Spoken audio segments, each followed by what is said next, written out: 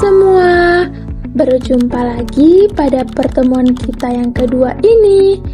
Nah, di pertemuan kali ini kita akan membahas tentang letak Indonesia secara geografis.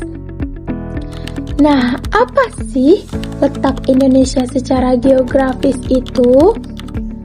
Indonesia secara geografis terletak di antara dua benua dan dua samudra.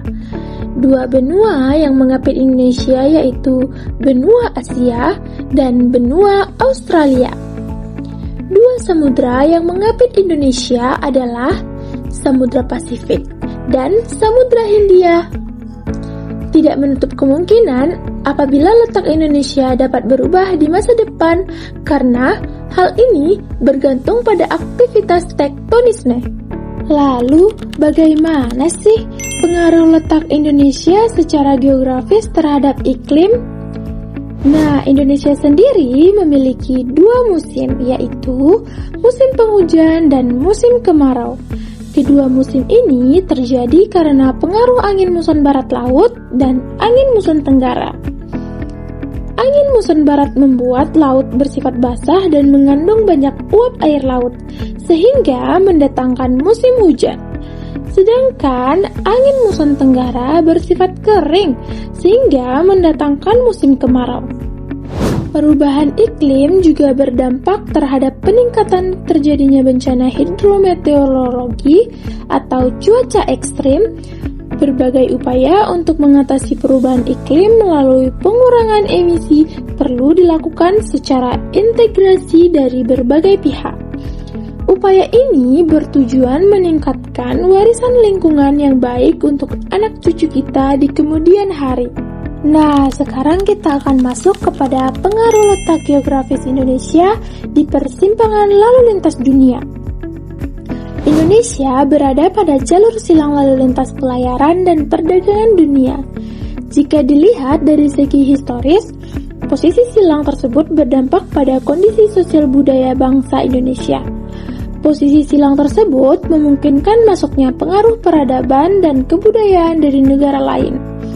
Masuknya peradaban dan kebudayaan asing menyebabkan tumbuhnya keberagaman budaya di Indonesia.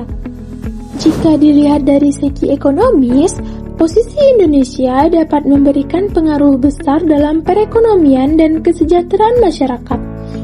Pemanfaatan posisi strategis Indonesia secara optimal dan konsisten akan berdampak pada tingkat kemakmuran bangsa.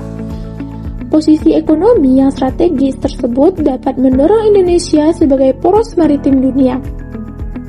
Poros maritim Indonesia adalah wahana strategis untuk mewujudkan perbaikan transportasi kelautan, keamanan maritim, pengembangan industri perikanan dan perkapalan, serta terjaminnya konektivitas antar pulau. Adapun dua aspek penting dalam pembangunan poros maritim dunia.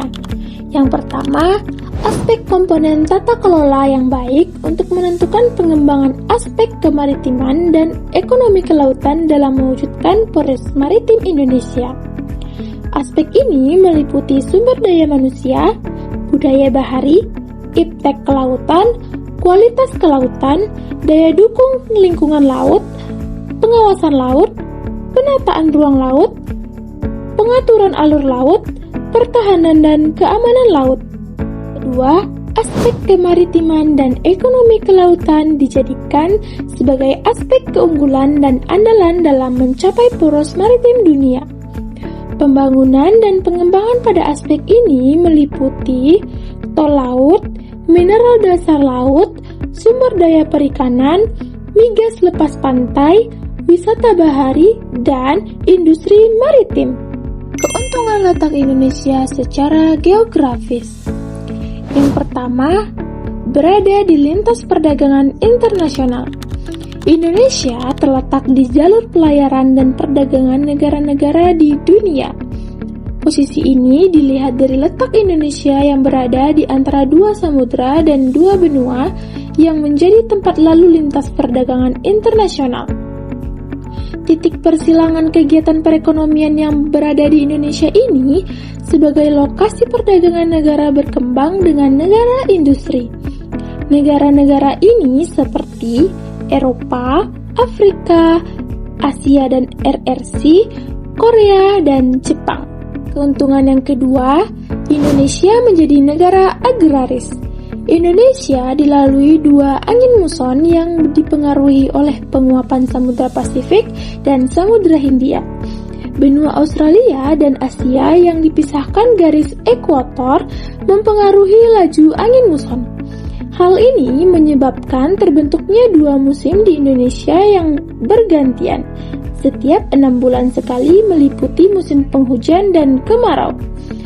Adanya musim ini memberikan pengaruh pada sektor pertanian. Suburnya tanah Indonesia sangat cocok untuk bidang pertanian seperti sayuran, kentang, padi, ketela, ubi, kacang-kacangan, dan lainnya. Yang ketiga, ketersediaan tanah yang subur. Curah hujan yang sangat tinggi dan banyaknya intensitas sinar matahari menyebabkan kesuburan tanah di Indonesia.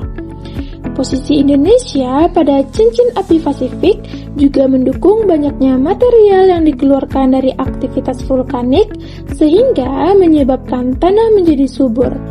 Kesuburan tanah yang tinggi ini sangat mendukung kegiatan pertanian di Indonesia. Yang keempat, keberagaman budaya yang tinggi. Posisi lalu lintas internasional mengakibatkan banyaknya kapal-kapal negara luar singgah di Indonesia. Hal ini mengakibatkan terjadinya proses akulturasi budaya dan suku bangsa, sehingga memengaruhi keberagaman budaya di Indonesia. Kondisi tersebut memberikan keuntungan dalam segi sosial budaya. Kekayaan dan keragaman budaya di Indonesia menjadi potensi dalam bidang pariwisata maupun sektor lainnya. Keuntungan yang terakhir yaitu memiliki banyak destinasi wisata alam yang indah.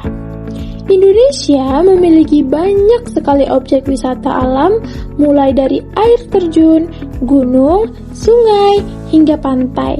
Keuntungan ini diakibatkan kondisi dua musim di Indonesia yang memberikan dampak kondisi fisik wilayah Indonesia. Tidak terasa sudah di akhir pertemuan kali ini. Semoga ilmunya dapat bermanfaat bagi sesama. And see you, bye-bye.